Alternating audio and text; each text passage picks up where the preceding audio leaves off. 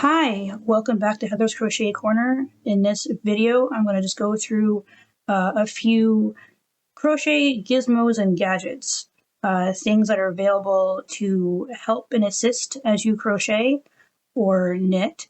But in this case, it's like, are they necessary? I think some things are, some things you can do without. But again, with crochet, it's all a matter of preference. So there's no right or wrong. You can use as many or as little accessories or these tools to help, depending on what you're making. Some people won't need any extra gizmos and gadgets, and some people are very much into the gizmos and gadgets, and that's okay. I think one of the first things that you might pick up for yourself as you start your journey in learning to crochet is you might want to pick up one of these. This here, they come in different sizes, different little styles, but essentially this is a row counter or a stitch counter. It can do both, depending on what you need help with. This one here has like a little stopwatch feature, and it will a stopwatch little button, so you can click it, you can push it down. Once I unlock the bottom part, there's a little button there to unlock it.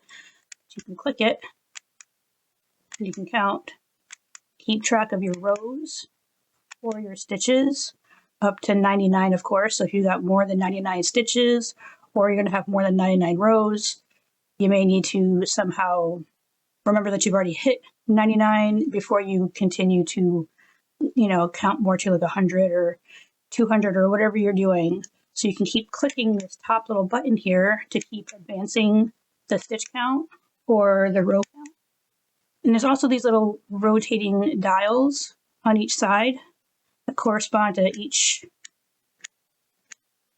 little section here. You can manually do each side, and you can, so that is really helpful for making sure you keep track of your rows and your stitches when you're first starting out. And also it's good for longer, larger projects like blankets, maybe even scarves, because those tend to be very large and hard to know how many rows you've done. So that's nice to have. That's one of the first things I would suggest if you're having a hard time keeping track, because let's be honest, it's really hard to keep track of your rows and stitches when you've got lots of distractions happening around you. So super handy. Again, they come in different sizes, different styles, but essentially they all kind of work the same. They all have usually a little rotator wheel, or they have some sort of clicker button to keep track of your rows and stitches. So that's that. Another thing you might want to pick up, you might find useful, are tension rings. They come in various styles, various sizes.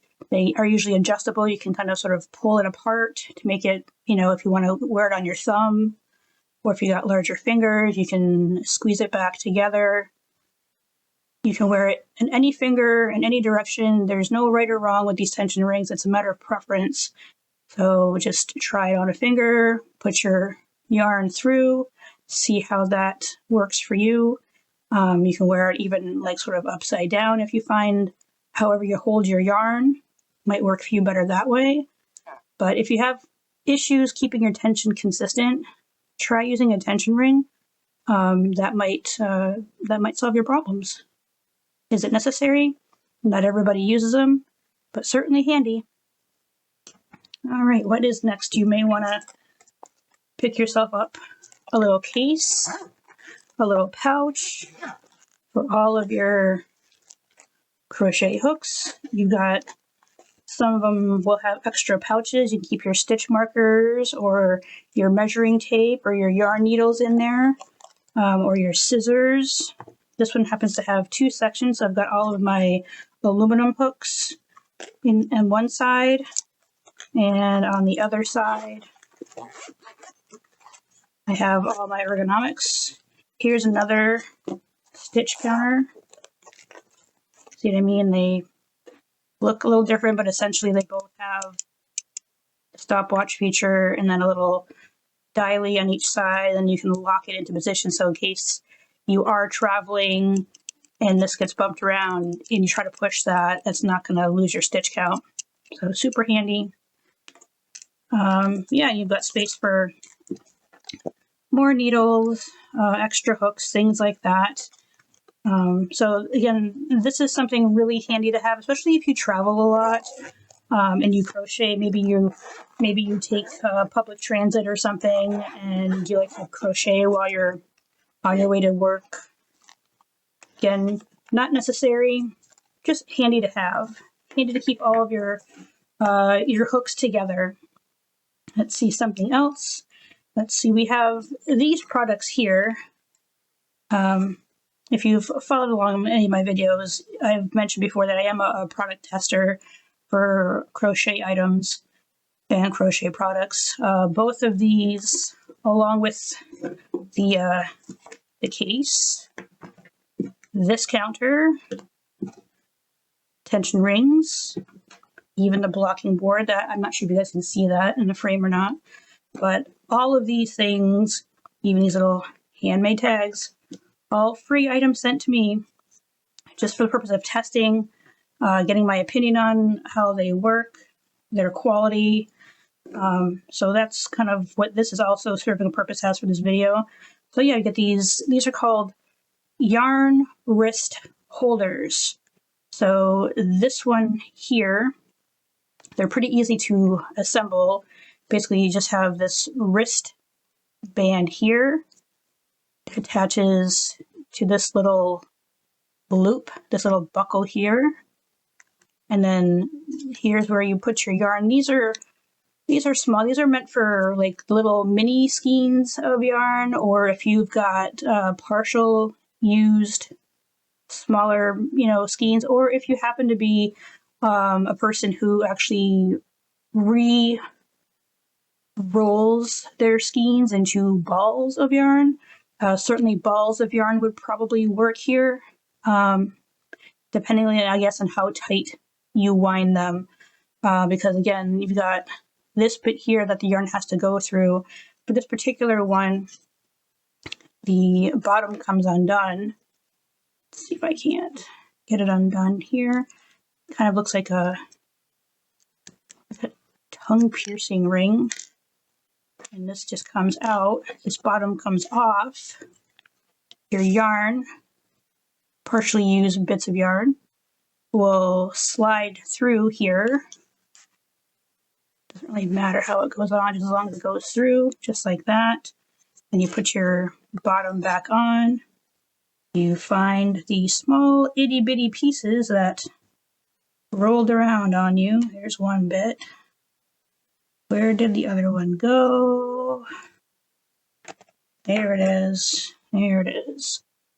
All right, and then you just pop it back through the little hole here. Take your other end.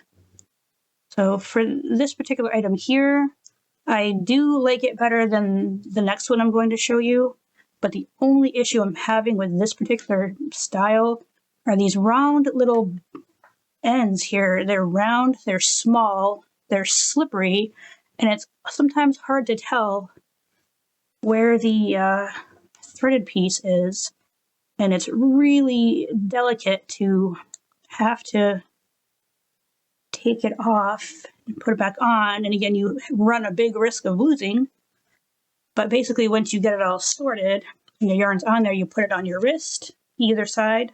I mean, I'm right-handed, so it makes sense for me to put it on my left, but if you're left-handed, you'd put it on your right. And this would basically just, you could walk around. I often use this at my live events to walk around. I have my little bit of demo yarn, and I can just keep unraveling it as I need to, as I'm showing people how to create their stitches. So it keeps me from having to carry around a whole full-size skein of yarn with me, or having it bounce around on the table or fall onto the floor. So I can have just a small amount for demonstration purposes in my classes. Super handy. So again, if you're traveling, if you like to sort of crochet as you go or even knit as you go. It works too. That's handy. Here's the other one here. This one is a bit harder to kind of get your yarn through because it's just a cheapy kind of, not even plywood, it's just like a pressed board. I mean, it's got a nice little design on it. It's a basic assembly, but you gotta unclip your wrist piece. You can pull your yarn through, but it's not as smooth as the center shaft on that one there, because now you've got to either take the ring off to get your yarn in, which is sometimes not easy to do. But there's the ring, there's this. You can see it's not really, I mean, yeah, it's rounded, but this is a better means of getting through the middle skein of your yarn. See, it's a little bit bigger too, so it's not an ideal design. I mean, it looks nice, but for me, I prefer function over decorative. Anyway, so this is a typical mini skein, and it's just, you shove that through as best as you can. It's not always gonna cooperate. And actually, it does feel a little cheap, so I think if I get a little too forceful with it, it might just actually break. But yeah, you stick your yarn through the center there, and you push it down to the bottom. You just got to reassemble.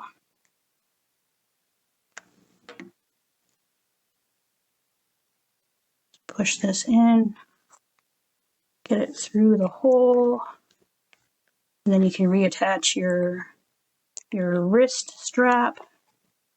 And again, you can just walk around and your little mini skein will unravel as you need it.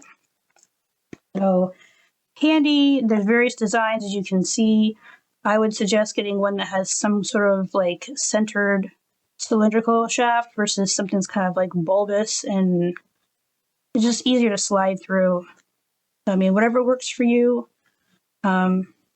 Yeah, there's those. Again, these are wrist yarn holders, so if you're going to Amazon to look these up, that's what they're called. I'll just set these aside for now. And what is next here? We've done that.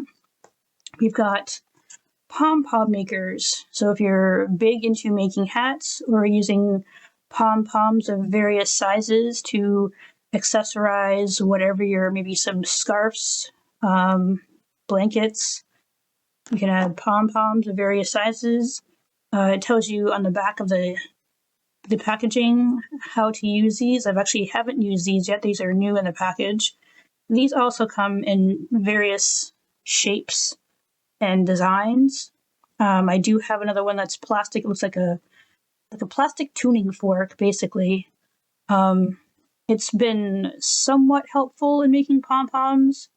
I haven't really used it all that often, but here's another design. So if you see these in the stores and you're not sure what they are, at least this one here gives you instructions visually and worded, which is nice. So yeah, they got pom-pom keychains, pom-poms for your hats, a little panda bear with various pom-poms used to make that. That's super cute. But yeah, so I mean, there are various ways to make pom-poms. Some people will use like a toilet paper roll, like the empty roll for the toilet paper, and they'll wrap their yarn around that. And that seems to work for a lot of people. So there's various ways, again, with crochet. No right, no wrong, just a matter of preference. And then you can also pick up these cute buttons that say handmade with love, or these little tags that you can sew into your projects. Just to add a little bit of flair. Again, not necessary, just nice to have. These come in different shapes and sizes, and these are like a faux leather. They're kind of soft. These buttons come in various sizes as well. So I have used these.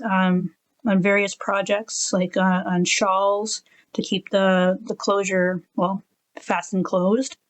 I have used these on some of my my handbags that I've made, and I do have an upcoming class. My next live event is on Saturday, September 14th, and we're actually learning to do the granny square, and the project for that will be one of the tote bags. And for the tote bag, I'm going to be offering free buttons to the people who attend. So if you want to attend the live event on Saturday, well, not this Saturday, but on the 14th, you can have that as well with the with what you make. That's going to be a nice little added thing you can incorporate into your projects. Again, not needed to make your project. It doesn't really help you to make your project. It's just a nice little embellishment. Set that aside here. So you can see front and center are these granny squares. Here we have, let me just sort of move things off to the side and get this in here. It's quite a big piece. So we'll just move that, bring this in. So this is a blocking board. Most blocking boards will come with a stand. The stand really isn't necessary, just my opinion, because your squares are going to be laying flat. They're going to be laying this way. They're not going to be laying that way. So I guess if you're just trying to display your square or whatever you're trying to make the shape of, I suppose. I personally don't tend to use the stand. So certainly for demonstrating purposes and showing you, I definitely won't be using the stand. Some of these boards, again, come in different shapes, different sizes. These are great for your granny squares or anything that you'd like to have blocked.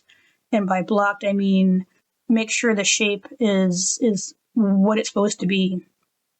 I mean, some of these, like I used a Sharpie to put the numbers in. That's just for my own benefit. So that didn't come this way. That's something I did. And typically your blocking board should come with a variety of pegs. They should be stainless steel, by the way. So if you are looking at blocking boards for your granny squares, these are usually made of bamboo. Again, various sizes, different shapes.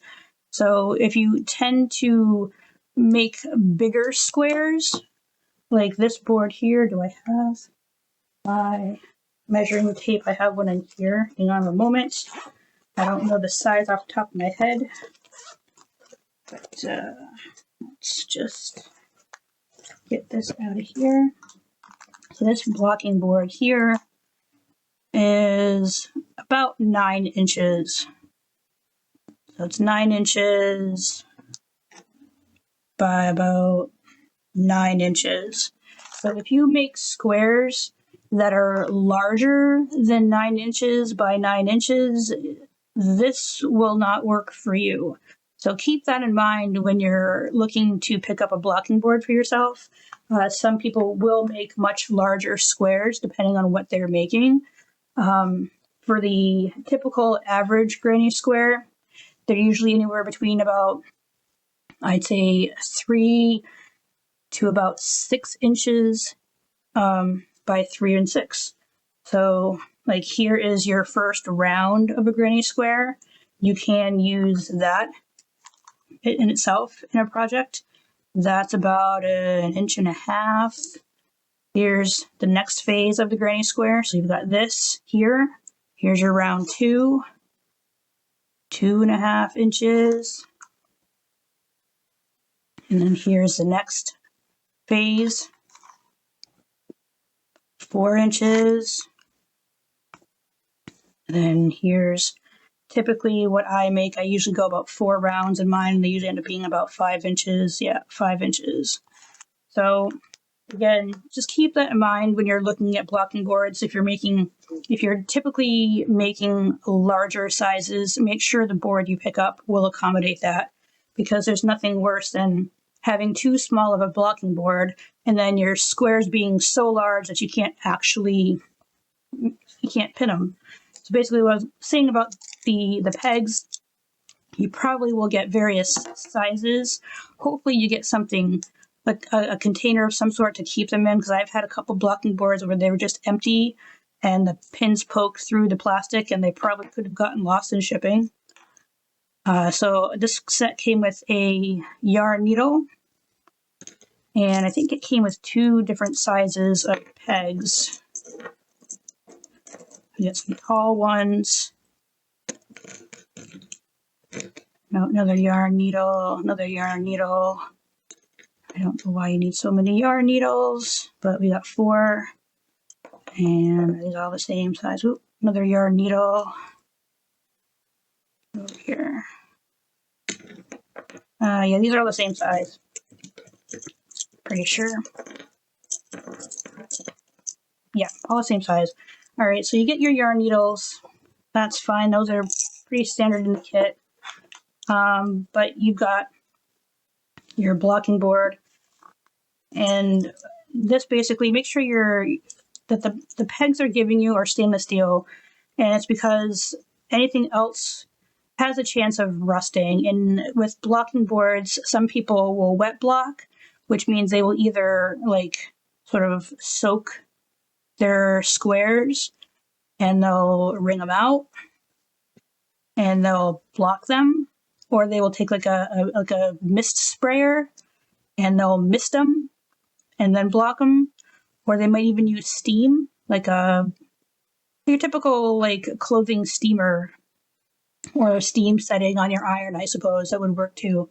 And they steam them, so you're applying water in some form to your project in wet blocking, and you don't want anything but stainless steel, because like you can see here, I've got a white border on this square, and let's say I chose to wet block with either just soaking it or just steaming it, and you let that sit there. Actually, there's one more. Then you have the chance of this white border looking rusty. You don't have stainless steel pegs being used. So very important when you're looking at blocking boards, making sure they are big enough to accommodate the squares you typically make or that you intend to make. Make sure you get stainless steel pegs. No, wet blocking isn't always necessary. It's just, again, it's a matter of preference. Wet blocking is necessary if you're using yarns that are natural fiber, so 100% wool, alpaca wool, rabbit wool, anything that's, a natural fiber, or even, I think even if you're using like bamboo, if you're using cotton, those are best to be blocked in a wet form. Acrylic, not necessary. You can, again, preference. I have only blocked one project, but for me, blocking is more if you find that your tension is off, if your squares, they tend to, like I'll just crumple it up, lay it down. See, it kind of just holds its shape, and it'll probably stay that way until you block it and make it nice and make these edges nice and square, which makes it easier if you're trying to attach these squares together, that they're all the same shape. So that's why people block. I have made several blankets and projects that I didn't block and they turned out perfectly fine. But again, my tension is consistent, and my squares, when I do 4 rows with 4 weight yarn and a 5mm hook, are all the same size. So if you have an issue with your squares being like a little wonky, some are a bit bigger, some are a bit smaller, or they seem a bit smaller, then you're going to want to block them. And again, you don't have to do just one square. You can block a stack of them all at the same time, which is what I did. I did 1 row at a time. Okay, let me just pull this a bit tighter here. Okay. Come off a bit. Here we go. All right, that should be good. So yeah, you can just find your corners of your square, and you can just stack them. And if you're just dry blocking, which is what I typically do, I don't tend to wet block anything. Because again, all my projects are using acrylic yarn for the most part. Just let them sit for about an hour. Once you get your final square on top, just let them sit there for about an hour, and then you can just, remove your pegs, and then your squares will all be the same size, and they'll be a lot easier to attach, so all your stitches will line up. So that's blocking board. That's kind of roughly how I use it. I may go into a more detailed video in the future about actually blocking and when you want to do it. But again, if you're using acrylic, not always necessary. You don't have to block every project. If it's for a customer that is actually paying for your work, you may want to take the extra step and block those squares so it all looks very uniform and just has a nicer finish. If it's something for yourself and you're not too concerned, you don't have to take the time to block if you're using acrylic. But if you are using, again, a natural fiber for your yarn, you may want to look into blocking those. So that's a blocking board. And it's a bit large, so I'm going to just set that aside because what's coming next is even larger. So just get this ready. This here, pardon my reach, is a yarn spindle, and I do hope you can see that. Basically, love this. Love this, love this, love that. I cannot begin to tell you how much I love this particular product.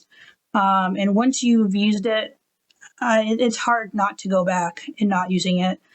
These do come in different varieties and different sizes, as you can see, hopefully. These pillars here are two different sizes. I've got a larger one and a shorter one. So this is great. You can get them as, you get just one. This is a dual, as you can see. But if you don't tend to use two yarns of the same weight together, I do for my slippers. If you've seen my slipper video, you see that I use two strands of yarn together at the same time. Love this for that.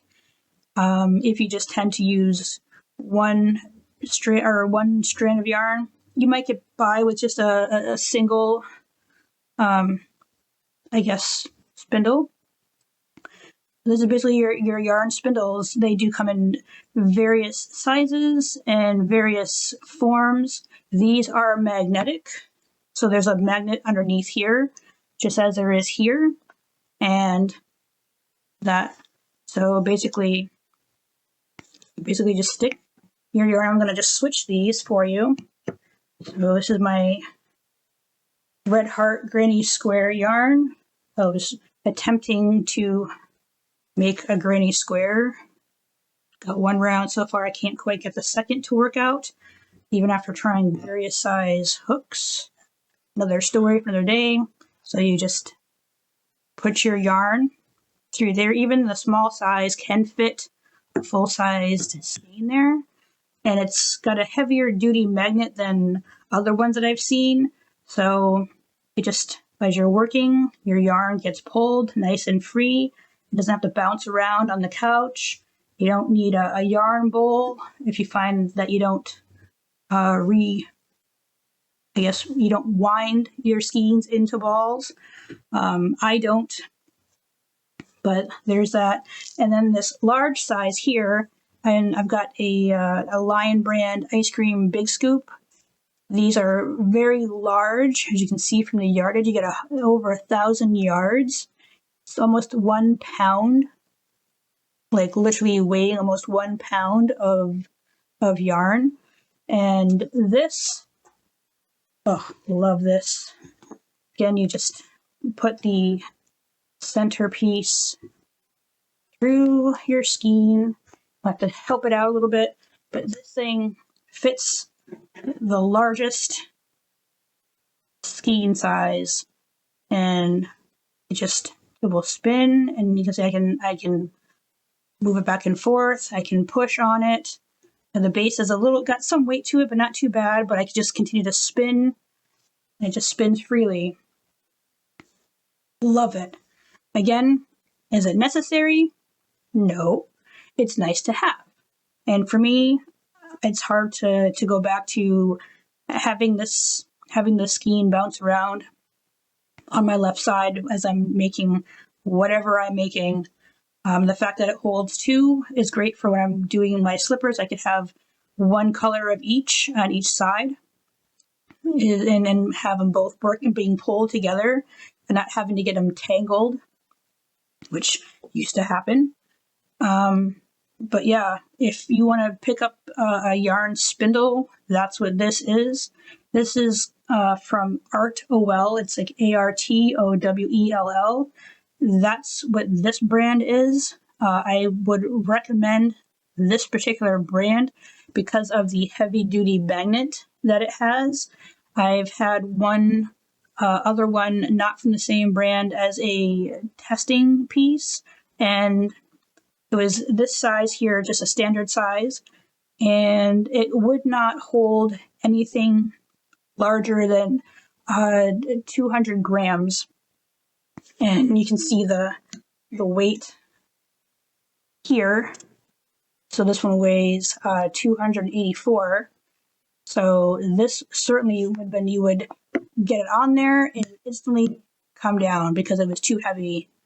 And so most regular size skeins are heavier than 200 grams. Even though it says it was supposed to hold up to 200 grams, it did not. I tried regular, I think I was up to 185, and those still kept falling down. So check with, if you're looking for a nice yarn spindle, check the Artowell. Again, that's Artowell. Check that brand on Amazon. You can get them in a single. You can get them in a double. I don't think I've seen triples yet, but still, a single should be plenty to start off with if you're not typically using two strands at once. All I will say, even if you don't use two strands at once, is also great if you are switching colors. If you're doing like a chevron or a ripple kind of pattern, or if you're just wanting to do like stripes, you could have one color all ready to go and work with another side. And rather than, taking this out and swapping it for the next color, if you just had one, you could just have both of your yarns all ready to go. No fuss. So there's that. Excuse me. There are more gadgets and gizmos available on the market. These are just the ones I happen to have on me and handy to show you. Again, are they necessary to help you make your project? That's up for you to decide.